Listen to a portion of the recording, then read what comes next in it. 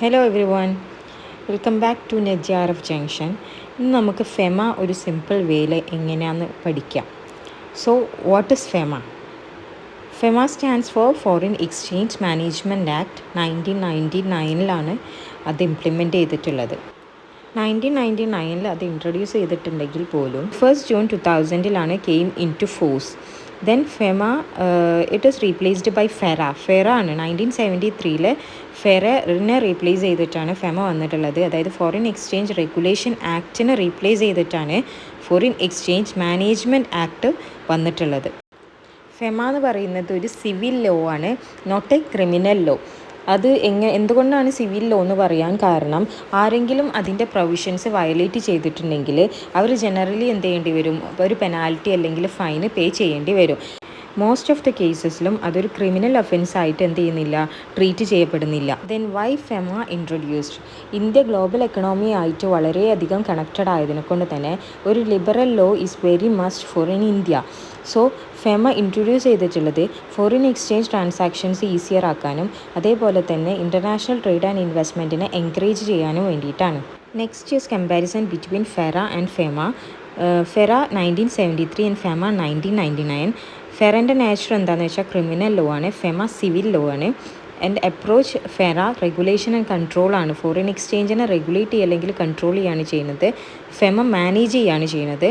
Then ഫെറൻ്റെ objective എന്ന് പറയുന്നത് foreign എക്സ്ചേഞ്ചിനെ കൺട്രോൾ ചെയ്യുക, ഫെമ എന്ന് പറയുന്നത് ഫോറിൻ എക്സ്ചേഞ്ചിനെ മാനേജ് ചെയ്യുക.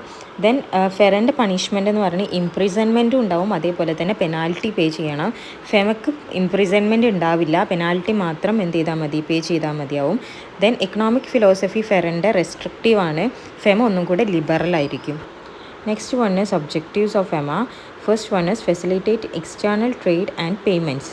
ഫെമ ഇൻ്റർനാഷണൽ ട്രേഡിന് ഈസിയർ ആക്കുകയും ഒരു ബിസിനസ്സിൻ്റെ എക്സ്പോർട്ടും ഇമ്പോർട്ടും സ്മൂത്തായി നടക്കാനും അതേപോലെ തന്നെ അക്രോസ് കൺട്രിയിലെ പേയ്മെൻറ്റ്സ് ഒരു ഡിഫിക്കൽട്ടീസും ഇല്ലാതെ നടത്താനും വേണ്ടിയിട്ട് എന്ത് ചെയ്യുന്നുണ്ട്, ഫെമ ഹെൽപ്പ് ചെയ്യുന്നുണ്ട് എന്നാണ് പറയപ്പെടുന്നത്. Then second one, promote orderly development of foreign exchange market. FEMA എന്ത് ചെയ്യുന്നുണ്ട്, ഫോറിൻ എക്സ്ചേഞ്ച് മാർക്കറ്റിനെ വെൽ ഓർഗനൈസ്ഡ് ആയിട്ടും സ്റ്റേബിൾ ആയിട്ടും മെയിൻറ്റെയിൻ ചെയ്യുന്നുണ്ട് ഇന്ത്യയിൽ. അതിനെക്കൊണ്ട് തന്നെ buying and selling of foreign currencies happen smoothly. Then manage current account and capital account transactions.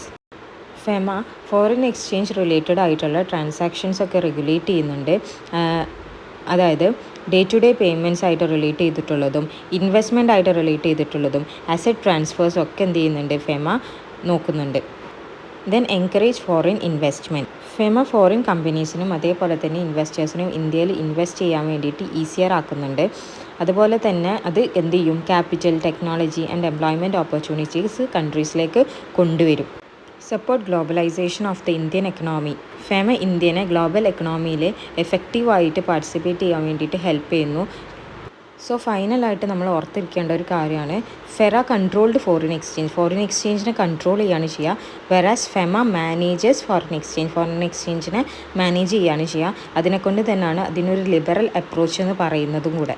So that's all about FEMA. Then കൂടുതൽ വീഡിയോസിന് വേണ്ടിയിട്ട് നിങ്ങൾ എന്ത് ചെയ്യുക, സബ്സ്ക്രൈബ് ചെയ്യുക. Thank you.